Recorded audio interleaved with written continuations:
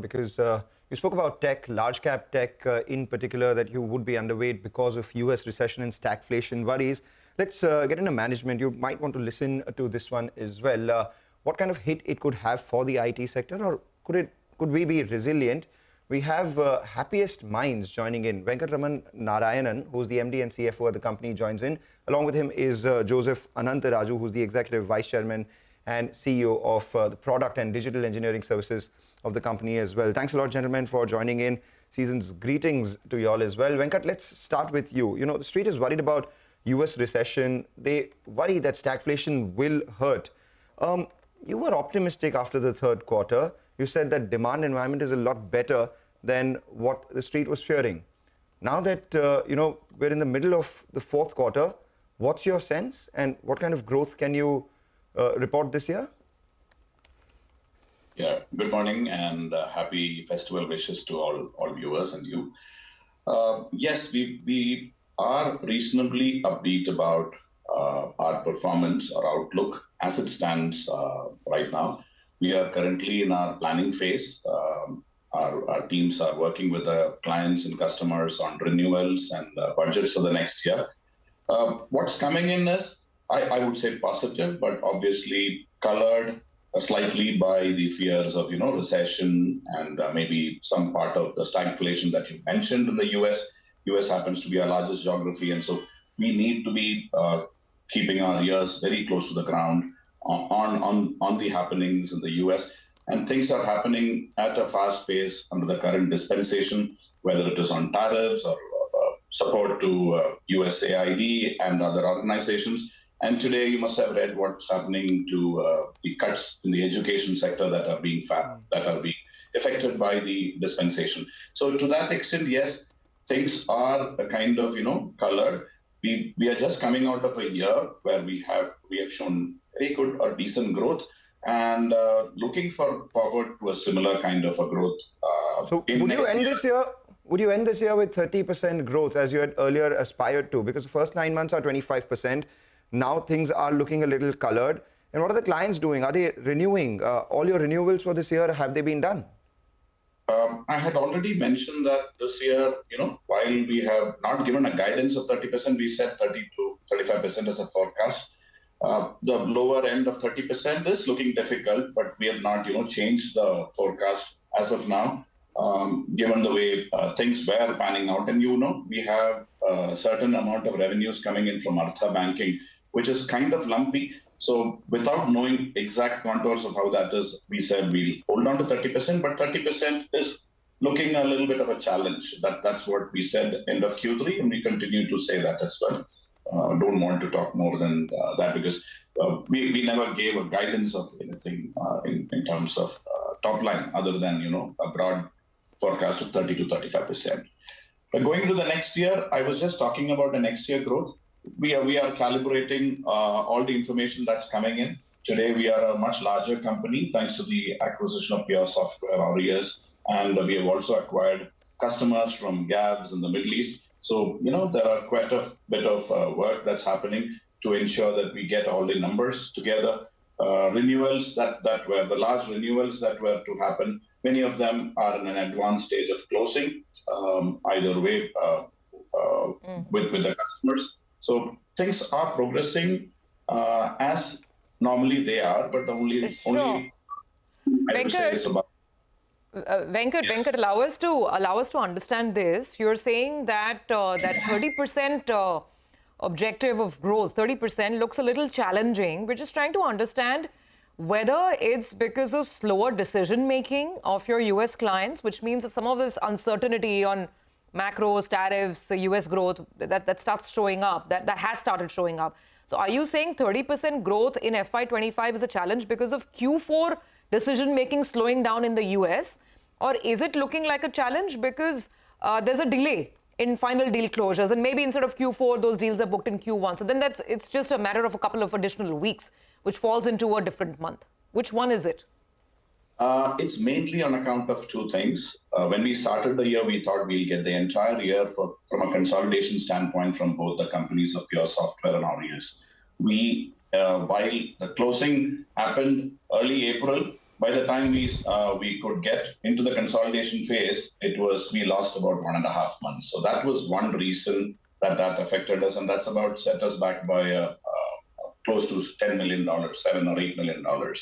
The second thing was obviously, we have taken on Artha Banking, which is a product business, which comes along with pure software. It's doing reasonably well, but it tends to be lumpy. And we did caution the market that there are deals in Q4 which needs to be closed, which are in advanced stages of closing. One doesn't really know how it can go. This is the second numbers that we had talked about, because it was an acquisition. While we know the services business very well, the product business has its own rhythm, and we are coming to speed with that business. No, so the sense, Venkat, that I get is that whatever small or little shortfall that you have on your 30% target, that's more a nature of perhaps some delays in getting consolidation going of earlier acquisitions, some delays in deals. It doesn't seem to be linked. It doesn't seem to be linked to the here and now. So now, if you can expand on that, going forward in the last, say, 4 weeks or so, 4 or 5 weeks, what is client commentary sounding like? Are clients more cautious? The fear on the street is that the recovery in discretionary spends that everybody was hoping for and penciling in, that could be hit because of this new environment in the US. So are your clients giving you that hint? Joseph would be the right person because he's in the... Joseph, Let me take please. that. Yeah. Let me take that, Suvi. So I think, I've been on the road the last 6 weeks, literally, and both in UK and in US. And in US, what I'm hearing from, obviously, as you would have seen, there are quite a few, changes, uncertainty, announcements happening at regular intervals. So customers are keeping a close watch on how things are evolving. And, all the conversations that I had with customers, nobody has taken any action so far in terms of looking at hunkering down or cutting. And I think the expectation and hope is that in another 4 to 6 weeks, once all the back and forth is done, you'll get more certainty and things will settle down. I think that's what the expectation is. The renewals cycle that we had started in December, by and large, most of it has got completed. I think the only area where probably we took a close look at is a couple of customers that had a little bit more dependency on funding from the government, and we've been a little cautious in the way we've approached it and the way we planned.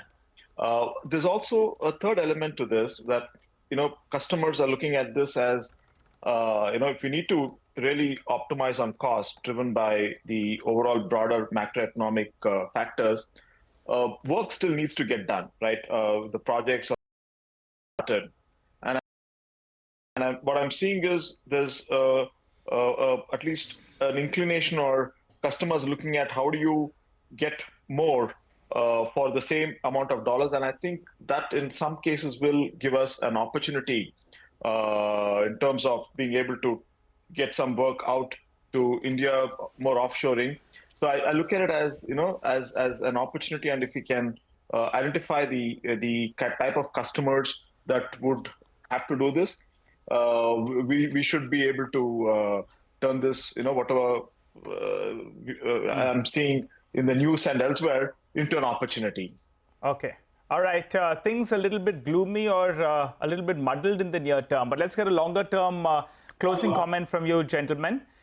Could you tell us that $1 billion target that you'll had, I think, by 2031, do you think that will need some tweaks? Point number one. Point number two is, what is the targeted margin band on a longer term horizon? For a variety of reasons, it's come down from around the 22%, close to around 17-18% odd.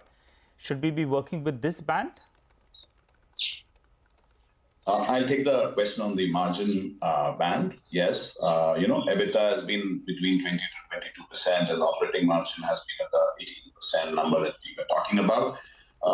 We are looking at maintaining that sort of a number for going into the next year as of now.